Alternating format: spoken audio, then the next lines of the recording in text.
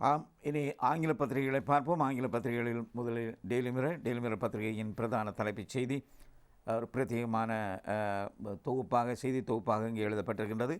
Easy toughens up on candidates expenditure the call for source of funds என்ற தலைப்பிலே நாம் இங்கே பார்க்கக்கூடியதாக இருக்கின்றது. அதாவது வேட்பு மனுக்கள் ஏற்கப்பட்டு அதில் 39 வேட்பாளர்கள் போட்டியிடுகின்றார்கள். இவர்களுக்கு எலெக்ஷன் கமிஷன், அதாவது தேர்தல் ஆணைக்குழு கடுமையான கண்டிப்பான அறிவுறுத்தல்களை விடுத்தது நேற்று. இதிலே சொல்லப்பட்டிருக்கின்றது, நீங்கள் வேட்பாளர்கள் வேட்பு மனுக்களை தாக்கல் செய்திருக்கிறீர்கள், ஏற்றுக்கொள்ளப்பட்டிருக்கின்றது. என்றாலும் நீங்கள் இந்த இதில் செலவிடப்படுகின்ற பணத்தை நீங்கள் உங்களுக்கான நிதி ஊற்று எங்கே இருந்து வருகின்றது, எங்கிருந்து உங்களுக்கு நிதிகள் வருகின்றது என்பதை நீங்கள் அறிவிக்க வேண்டும். அந்த சோர்ஸை நீங்கள் காட்ட வேண்டும் என்று தேர்தல் ஆணைக்குழு நேற்று அறிவித்தது. அதுதான் இங்கே தரப்பட்டிருக்கின்ற பிரதான தலைப்புச் செய்தியாக சொல்லப்பட்டிருக்கின்றது. கடுமையான நடவடிக்கை எடுக்கும் நிதிகள் பற்றிய விவரங்கள், நிதி செலவீடுகள், அதே நேரம் விதிமுறை மீறல்கள், தேர்தல்கள் தொடர்பான விதிமுறை மீறல்கள் நடந்தால் கடுமையான நடவடிக்கை மாத்திரமல்ல, குடியுரிமையை பறிக்கின்ற நிலையும் ஏற்படும் என்று எச்சரிக்கையை விடுத்திருக்கின்றது தேர்தல் ஆணைக்குழு. அதே நேரம் இன்னும் ஒரு செய்தி அதனுடைய உபதலைப்புகளோடு நாம் பார்க்கக்கூடிய செய்தி, வேட்பு மனுக்கள், அதாவது 39 போட்டியாளர்களையும் இன்று தேர்தல் ஆணைக்குழு சந்திக்கின்றது. இன்று காலை 10 மணி அளவிலே இந்த சந்திப்பு இடம்பெறும் என்ற தகவலும் ஒரு முக்கிய தகவலாக இங்கே சொல்லப்பட்டிருக்கின்றது. அதே நேரம் இந்த தேர்தல் கண்காணிப்பிலே யார் இருக்கின்றார்கள் என்ற தகவல் இப்பொழுது இந்த செய்தியிலே சொல்லப்பட்டிருக்கின்றது. உத்தியோகபூர்வ அறிவிப்பாக இல்லாவிட்டாலும் தேர்தல் கண்காணிப்பிலே உள்ளூர் மட்டத்திலே 15,000க்கும் மேற்பட்ட கண்காணிப்பாளர்கள் ஈடுபடுத்தப்படுகின்றார்கள் என்று தேர்தல் ஆணைக்குழு வட்டாரங்களை ஆதாரம் காட்டி இங்கே சொல்லப்பட்டிருக்கின்றது. ஒவ்வொரு மாவட்டங்கள் தோறும் பிரதேசங்கள் தோறும் இந்த உள்ளூர் கண்காணிப்பாளர்கள் ஏற்கனவே பணிகளில் ஈடுபடுத்தப்பட்டிருக்கின்றார்கள் என்று தேர்தல் கண்காணிப்பு வட்டாரங்களை ஆதாரம் காட்டி இந்த செய்தியிலே சொல்லப்பட்டிருக்கின்றது. என்றாலும் தேர்தல் ஆணைக்குழு ஒரு தகவலை தெரிவித்திருக்கின்றது. இதில் ஐரோப்பிய யூனியன், அதே நேரம் பொதுநலவாய நாடுகளின் கண்காணிப்பாளர்களும் அழைக்கப்பட இருக்கின்றார்கள். அவர்கள் நாடு தழுவிய ரீதியிலே அவர்களும் கண்காணிப்பு பணிகளில் ஈடுபடுவார்கள் என்று சொல்லப்பட்டிருக்கின்றது. ஊழல், மோசடி, லஞ்சம் கொடுப்பதில் ஈடுபட்டால் கடுமையான நடவடிக்கை எடுக்கப்படும் என்ற உத்தரவும் அறிவுறுத்தலும் இங்கும் சொல்லப்பட்டிருப்பதை நாம் பார்க்கக்கூடியதாக இருக்கின்றது. இங்கே பிரத்யேகமான ஒரு பக்க வடிவமைப்போடு நாம் பார்க்க முடிகின்றது. பிரசிடென்ஷியல் ரேஸ் பிகின்ஸ் என்ற தலைப்பிலே தரப்பட்டிருக்கின்றது. 4 படங்கள் இங்கே பிரசுரிக்கப்பட்டிருக்கின்றன. ஜனாதிபதி தேர்தலுக்கான ஓட்டம் ஆரம்பிக்கப்பட்டிருக்கின்றது என்பதே இங்கே முக்கிய தகவலாக சொல்லப்பட்டிருக்கின்றது. ஜனாதிபதி ரணில் விக்ரமசிங்க கூறுகின்றார், RW calls for fresh mandate for create a bright future.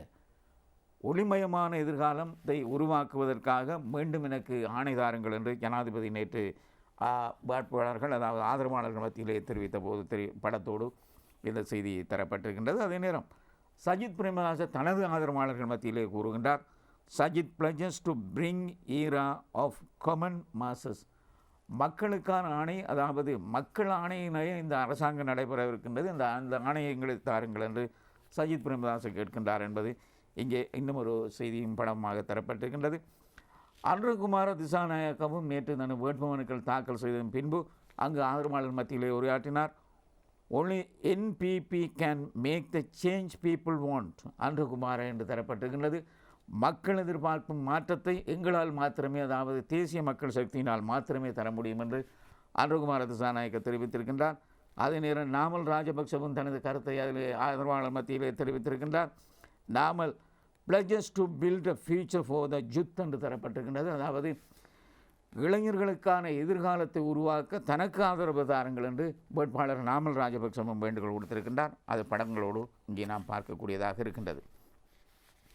சிறப்பு தலையங்கமிடப்பட்டிருக்கின்ற செய்தி டெய்லி மிரர் பத்திரிகையிலே, president election ballot paper to be the longest if design is single column format என்று இங்கே தரப்பட்டிருக்கின்றது.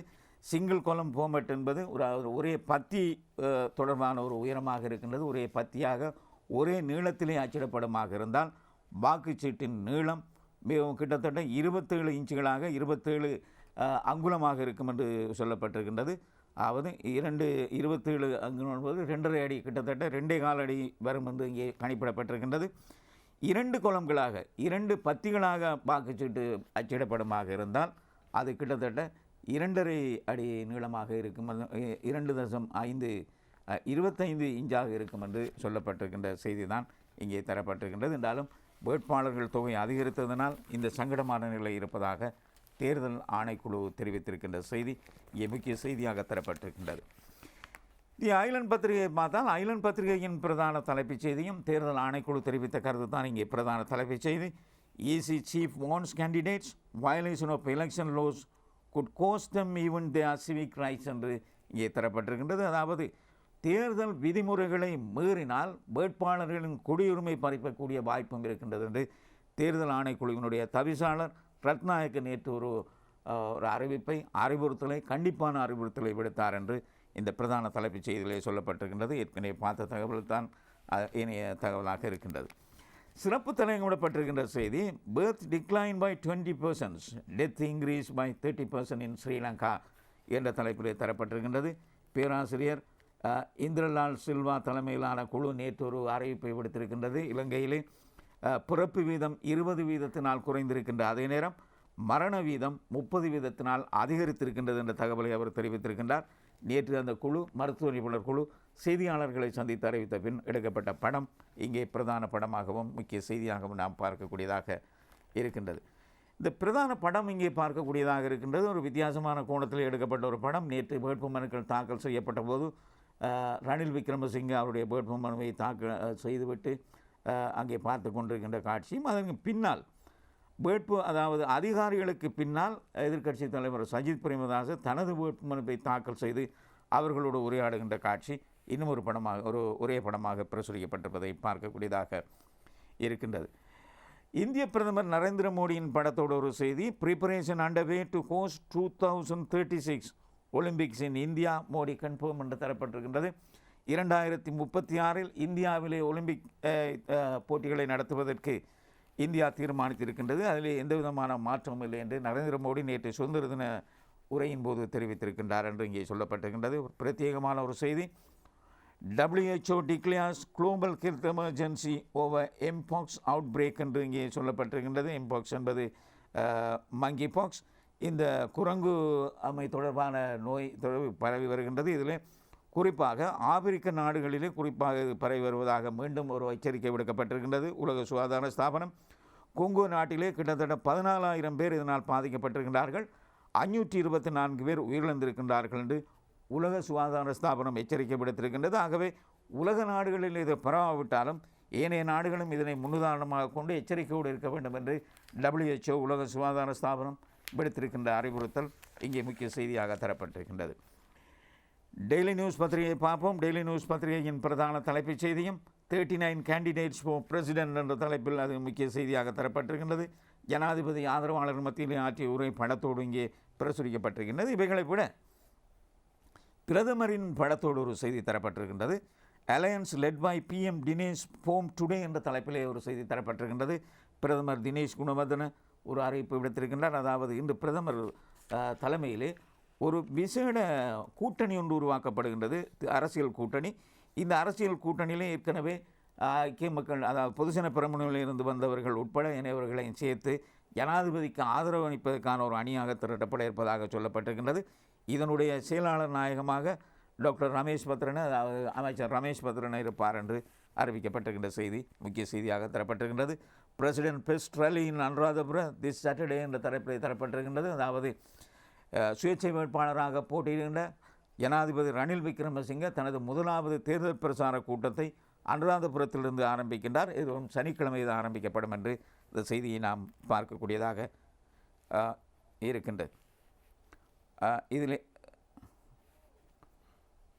இந்த தேர்தல் தொடர்பான செய்தியை நாம் பார்க்கக்கூடியதாக இருக்கின்றது. அதே நேரம் 3 of the 4 ACMC MPs pledge support to President.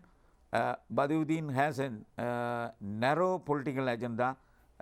Rahim என்ற தலைப்பிலே நாம் பார்க்கக்கூடியதாக இருக்கின்றது. ஏற்கனவே நாம் பார்த்த தகவலாகவே தரப்பட்டிருக்கின்றது. ரிசால் பதியுதீன் கட்சியைச் சேர்ந்த மூவர் ஜனாதிபதியை ஆதரிப்பதற்கு தீர்மானித்திருக்கின்றார்கள். ரிசால் பதியுதீன் ACMC சஜித் பிரேமதாசவை ஆதரிப்பதற்கு தீர்மானித்திருக்கின்றது.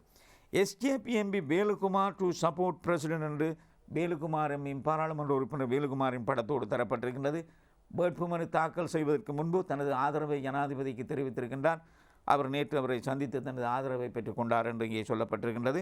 இது இந்த ஒரு அதிர்ச்சியான தகவலாக இன்றைய பத்திரிகைகளில் இருந்தாலும் இந்த தகவல் ஒரு முக்கியமான தகவலாக ஏனைய பத்திரிகைகளில் பார்க்கப்படுகின்றது. என்றாலும் கட்சியில் இருந்தவர் நீக்கப்பட்டிருக்கின்றார் என்ற தகவலும் ஏனைய பத்திரிகைகளில் நாம் செய்தியாக முக்கிய செய்தியாக நாம் பார்க்கக்கூடியதாக இருக்கின்றது.